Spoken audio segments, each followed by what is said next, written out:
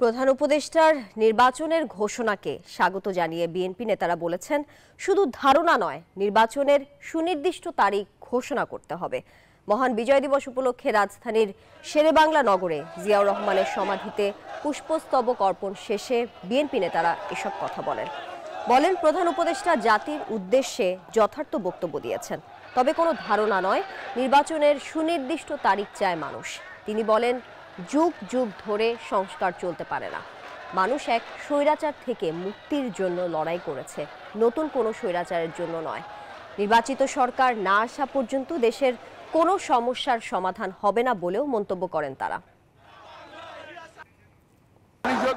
নির্বাচন দেবেন সাধুবাদ জানাই, কিন্তু এর বাইরে কোনো কথা থাকতে পারে না। আর সংস্কার একটা বিষয়, এটা যুগ যুগ ধরে চলবে, নতুন কিছু না। মাননীয় প্রধান উপদেষ্টা ইতিমধ্যে একটি ধারণা দিয়েছেন, তবে আমরা আশা করব শুধুমাত্র ধারণা নয়, দিন তারিখ মাস ক্ষণ সহ সুনির্দিষ্ট একটি রোড ম্যাপ তিনি আমাদের সামনে, জাতির সামনে প্রকাশ করবেন।